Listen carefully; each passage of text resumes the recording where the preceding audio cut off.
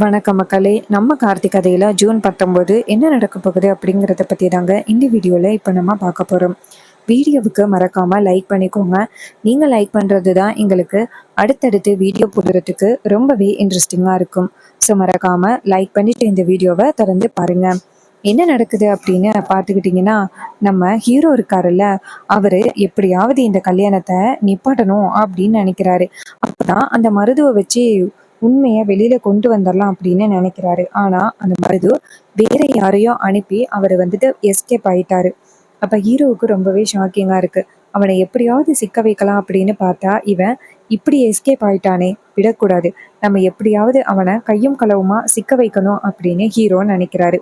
அப்பதான் நம்ம ஹீரோ என்ன பண்றாரு அப்படின்னா, நேரா அவங்களுக்கு தெரிஞ்ச காயத்ரி மேடம் மகளிர் ஆணையத்துக்கு ஃபோன் பண்றாங்க.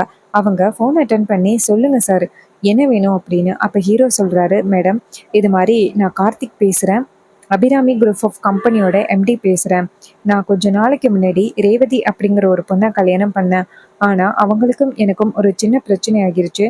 இதனால விவாகரத்து வந்துருச்சு. இருந்தாலும் ரேவதிக்கு ஒரு ஒரு சின்ன விபத்துல அவங்களுக்கு கடந்த கால ஞாபகங்கள் எல்லாமே மறந்துருச்சு. அவளுக்கு கடந்த கால ஞாபகத்துல என்னோட ஞாபகமும் மறந்துருச்சு. அந்த சூழ்நிலையை பயன்படுத்தி அத்தை ரேவதிக்கு கட்டாய கல்யாணம் பண்ணி வைக்க போறாங்க.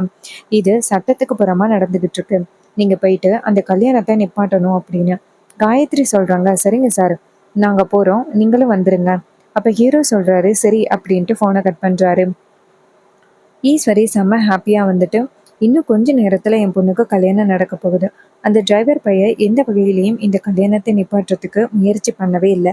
அப்போ அவன் நம்ம கிட்ட தோத்துட்டான் அப்படின்னு தான் அர்த்தம் அப்படின்னு ஹீரோ அந்த இடத்துல நிக்கிறாரு. ஈஸ்வரி நேரா ஹீரோ கிட்ட போயிட்டு, இங்க பாரு, பாத்தியா, நான் நினைச்ச மாதிரியே இந்த கல்யாண ஏற்பாடுகள் எல்லாத்தையுமே எவ்வளவு சூப்பரா பண்ணிட்டேன் பாத்தியா. இன்னும் கொஞ்ச நேரத்துல ரேவதியோட கழுத்துல மருது தாலி கட்ட போறான். அதுவும் நான் பார்த்த மாப்பிள்ளை தாலி கட்ட போறான். உன்னால என்ன பண்ண முடியும்? இதுக்கப்புறம் ரேவதிய என் பொண்டாட்டி அப்படின்னு சொல்லிட்டு நீ வீட்டுக்குள்ள வரவே முடியாது. நான் நினைச்ச மாதிரி, நான் ஆசைப்பட்ட மாதிரி மருதுவை என் பொண்ணுக்கு கல்யாணம் பண்ணி வைக்க போறேன் அப்படின்னு ஹீரோ சொல்றாரு. அத்தை, இன்னும் ரேவதியோட கழுத்துல யாருமே தாலி கட்டல. அப்படி இருக்கேல, நீங்க நினைச்ச மாதிரி என்ன நடக்க போகுது? எதுவுமே நடக்கிறதுக்கு வாய்ப்பே கிடையாது. இந்த மனைமேடை விட்டு இறங்கும் பொழுது ரேவதி என்னோட பொண்டாட்டியா தான் இறங்குவா. நீங்க பார்க்க தானே போறீங்க. ஈஸ்வரி கேக்குறாங்க, ஏய், உன்னால என்னடா பண்ண முடியும்? உன்னால எதுவுமே பண்ண முடியாது அப்படின்னு. அப்ப ஹீரோ சொல்றாரு, அதையும் பார்க்கலாமே, இன்னும் கொஞ்ச நேரத்துல நடக்க போற விஷயத்த பார்த்து நீங்க அதிர்ச்சி தான் ஆக போறீங்க. ஈஸ்வரி குழப்பமாகி நேரா அந்த இடத்துல இருந்து போயிட்டு சந்திராவா பாக்குறாங்க. சந்திரா கல்யாண ஏற்பாடுகள் எல்லாத்தையும் பண்ணிக்கிட்டு இருக்காங்க. ஈஸ்வரி நேரா சந்திரா கிட்ட போயிட்டு, சந்திரா, அந்த டிரைவர் பைய இன்னும் கொஞ்ச நேரத்துல இந்த கல்யாணம் நிற்கும், நான் ரேவதியோட கழுத்துல தாலி கட்டுவேன் அப்படின்னு ரொம்பவே உறுதியா சொல்றானே, அவன் எப்படி உறுதியா சொல்றான்? அவன் இப்படி உறுதியா சொல்றத பார்த்தா ஏதோ பிளான் பண்ணிட்டான் அப்படின்னு தோணுது. இப்போ என்னடி பண்றது அப்படின்னு. அதுக்கு சந்திரா சொல்றாங்க, அக்கா, அவன் எந்த வகையிலையும் பிளான் பண்றதுக்கு வாய்ப்பே இல்லை. அவன் ரொம்ப நேரமா இங்கேதான் உட்காந்துருக்கான். எந்த வித ஃபோன் காலும் பண்ணவே இல்லை. நீ கவலைப்படாதக்கா, நம்ம நினைச்ச மாதிரி ரேவதிக்கு இந்த கல்யாணம் நடந்துரும், சரியா? ஈஸ்வரியும் சரிடி அப்படின்னு சொல்ல, அப்போ ரேவதிய மணமேடைக்கு கூட்டிட்டு வராங்க. ரேவதி மணமேடையில உட்கார்றாங்க. அப்போ அந்த இடத்துக்கு காயத்ரி வராங்க. காயத்ரி ஒரு சில அதிகாரிகளையும் கூட்டிட்டு வராங்க. ஈஸ்வரி அதிகாரிகள்லாம் வரதை பார்த்துட்டு ஷாக் ஆகி நிற்கிறாங்க. அதிகாரிங்க அந்த இடத்துக்கு இங்க பாருங்க, இது மாதிரி இந்த கல்யாணத்தை நிப்பாட்டுங்க, பொண்ணோட விருப்பம் இல்லாம பொண்ணுக்கு எதிராக இந்த கல்யாணம் நடந்துகிட்டு இருக்கு அப்படின்னு. இது கேட்டதும் ஈஸ்வரி சொல்றாங்க, என்னது, என் பொண்ணுக்கு நான் கட்டாயப்படுத்தி கல்யாணம் பண்ணி வைக்கிறேனா? யாரோ உங்களுக்கு ஒரு தவறான தகவலை கொடுத்துருக்காங்க. அப்படியெல்லாம் இங்க எதுவுமே நடக்கவே இல்லை அப்படின்னு. அதுக்கு அவங்க சொல்றாங்க, இங்க பாருங்க, எங்களுக்கு கிடைச்ச தகவலை வச்சுதான் நாங்க இங்க வந்திருக்கோம். அதனால நீங்க எங்களுக்கு கோஆப்ரேட் பண்றது நல்லது. தயவு செஞ்சு எங்களுக்கு எந்த வகையிலையும் பிரச்சனை கொடுக்காம கோஆப்ரேட் பண்ணுங்க அப்படின்ட்டு. அதுக்கு ஈஸ்வரி சொல்றாங்க, இங்க பாருங்க, யாரோ உங்களுக்கு ஒரு தவறான தகவலை கொடுத்துருக்காங்க. என் பொண்ணுக்கு இந்த கல்யாணத்துல முழு சம்மதம் இருக்கு. மணமேடையில கூட என் பொண்ணு உட்காந்துருக்கா. நீங்க வேணும்னா அவளை கூப்பிட்டு கேளுங்களேன் அப்படின்னு. அப்ப காயத்ரி சொல்றாங்க, சரி, நான் அந்த பொண்ணை கூப்பிடுறேன், அம்மாடி இங்க வாமா அப்படின்னு சொல்லிட்டு அந்த பொண்ணை கூப்பிடுறாங்க. ரேவதி இதையெல்லாம் பார்த்துட்டு அந்த இடத்துக்கு வராங்க. அம்மா, என்னம்மா நடக்குது இங்க அப்படின்னு கேட்குறாங்க. ஈஸ்வரி சொல்கிறாங்க, அம்மாடி நான் உனக்கு கட்டாயப்படுத்தி கல்யாணம் பண்ணி வைக்கிறேன் அப்படின்னு யாரோ புகார் கொடுத்துருக்காங்க. கண்டிப்பாக வேற யார் புகார் கொடுத்துருப்பா?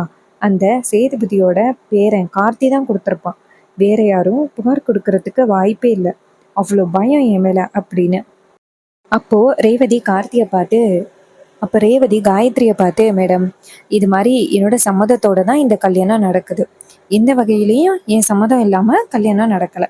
அதுக்கு காயத்ரி சொல்கிறாங்க, இல்லை உங்களோட சம்மதம் இல்லாமல் தான் நடக்குது. உங்கள் அம்மா உங்களை மிரட்டி உங்களுக்கு கல்யாணம் பண்ணி வைக்கிறாங்க அப்படின்னு எங்களுக்கு முழு தகவலும் தெரிஞ்சு போச்சு. இங்கே பாருங்க அவங்க எப்படி உங்களை மிரட்டுனாங்க அப்படிங்கிறது கூட எங்களுக்கு தெரிஞ்சு போச்சு. அப்போ ஈஸ்வரி சொல்கிறாங்க, இங்கே பாருங்க யாரோ வந்துட்டு உங்களுக்கு தவறான தகவலை கொடுத்துருக்காங்க. அதுக்கு காயத்ரி சொல்கிறாங்க, உங்கள் வீட்டில் உள்ளவங்க தான் எங்களுக்கு புகார் கொடுத்துருக்காங்க.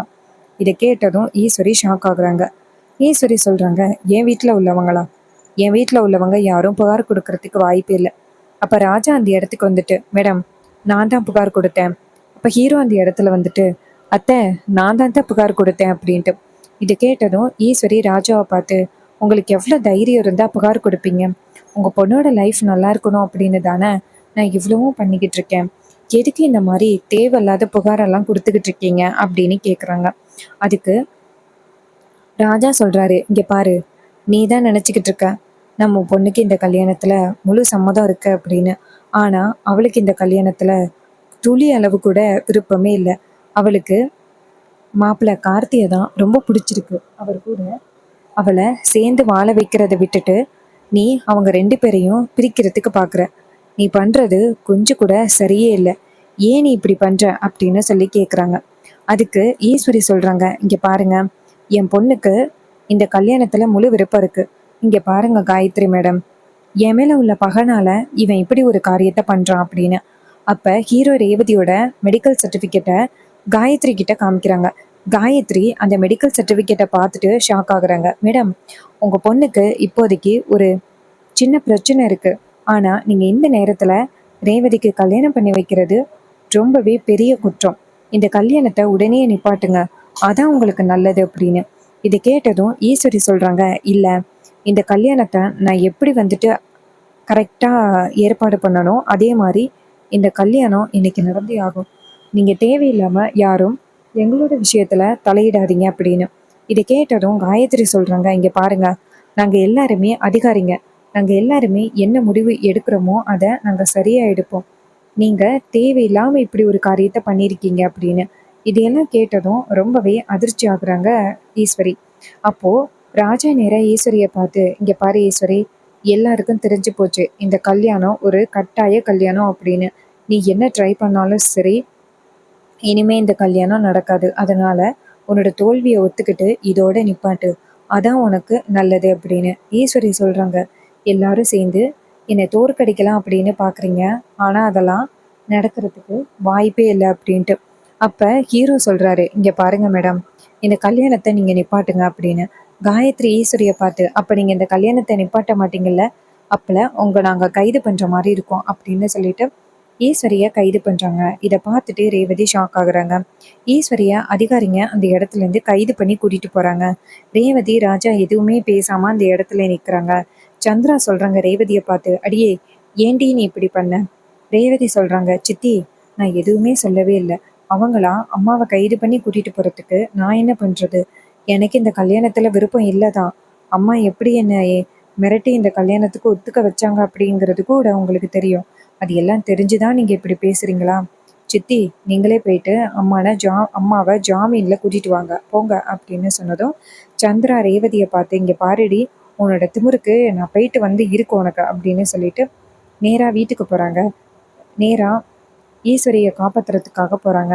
அதிகாரிங்க ஈஸ்வரியை கேட்குறாங்க, இங்கே பாருங்கள் உங்கள் பொண்ணுக்கு நீங்கள் கட்டாயப்படுத்தி கல்யாணம் பண்ணி வைக்கிறதுக்கு முயற்சி பண்ணது உண்மைதானே அப்படின்ட்டு. ஈஸ்வரி சொல்கிறாங்க, ஆமாம் நான் தான் ரேவதியை கட்டாயம் பண்ணி கல்யாணம் பண்ணி வைக்கிறதுக்கு முயற்சி பண்ணேன், நான் ஒத்துக்கிறேன் அப்படின்னு சொன்னதும் அதிகாரிங்க சொல்கிறாங்க, நீங்கள் ஒத்துக்கிட்டதுனால உங்களை நாங்கள் கைது பண்ணுறோம் அப்படின்ட்டு நேராக செல்லுக்குள்ளே கொண்டு போய் அடைக்கிறாங்க. சந்திரா அந்த இடத்துக்கு ஓடி வந்து, அக்கா உனக்கு இப்படி ஒரு நிலைமையாகும் அப்படின்னு நான் கொஞ்சம் கூட எதிர்பார்க்கவே இல்லை. வீட்டில் உள்ள யாருமே உன்னை பற்றி கொஞ்சம் கூட கவலையே படலை. அவங்க பாட்டுக்கும் எல்லாரும் ரொம்ப சந்தோஷமாக அவங்க வேலையை பார்த்துக்கிட்டு இருக்காங்க. வீட்டில் உள்ள யாருக்குமே கொஞ்சம் கூட ஒரு கவலையே இல்லைக்கா அப்படின்னு. ஈஸ்வரி சொல்கிறாங்க, சந்திரா வீட்டில் உள்ள எல்லாருமே சேர்ந்து தான் இப்படி ஒரு பிளான் பண்ணியிருக்காங்க அப்படின்னு. அதுக்கு சந்திரா சொல்கிறாங்க, ஆமாக்கா வீட்டில் உள்ள எல்லாருமே சேர்ந்து இப்படி ஒரு பிளான் பண்ணியிருக்காங்க, அவங்க யாரையுமே விடக்கூடாதுக்கா அப்படின்னு. ஈஸ்வரி சொல்கிறாங்க, ஆமாம் சந்திரா கண்டிப்பாக அவங்க எல்லாருக்கும் ஒரு சரியான பாடம் கற்பிக்கணும் அப்படின்னு. சந்திரா சொல்கிறாங்க, ஆமாக்கா அப்படின்னு. இன்னொரு பக்கம் சீனை செட் பண்ணி கல்யாண மண்டபத்தை காமிக்கிறாங்க. கல்யாண மண்டபத்தில் நம்ம ரேவதி நேராக அவங்க அப்பா கிட்ட, அப்பா இந்த கல்யாணம் எப்படியோ நின்று போச்சு அப்படின்னு சொல்ல அவர் சொல்கிறாரு, அம்மாடி நான் தான் உன்னை இந்த கல்யாணத்தை நிப்பாட்ட சொன்னேன், ஆனால் நீ ஒரு வகையிலையும் இந்த கல்யாணத்தை நிப்பாற்ற மாதிரியே தெரியல, அதனால தான் நான் இப்படி ஒரு புகார் கொடுத்தேன். என் பொண்ணோட வாழ்க்கை எனக்கு ரொம்ப முக்கியம் இல்லை, அவள் பாட்டுக்கும் எனக்கு என்ன அப்படின்னு இருக்கலாம், ஆனால் என் பொண்ணோட கல்யாணம் எனக்கு ரொம்ப முக்கியம். உனக்கு யாரை பிடிச்சிருக்கு அப்படிங்கிறது எனக்கு நல்லாவே தெரியும், அதனால தான் நான் டக்குன்னு இப்படி ஒரு முடிவெடுத்தேன். நான் எடுத்த முடிவில் ஏதாவது தப்பு இருக்காமா அப்படின்னு சொல்ல, அதுக்கு ரேவதி சொல்கிறாங்க, அப்பா நீங்கள் எடுத்த முடிவில் எந்தவித தப்பும் இல்லை, நீங்கள் நினச்சது உண்மைதான். எனக்கு கார்த்தி மாமாவை தான் ரொம்ப பிடிக்கும், அவரை எப்படியாவது கல்யாணம் பண்ணணும் அப்படின்னு தான் நான் நினச்சேன்.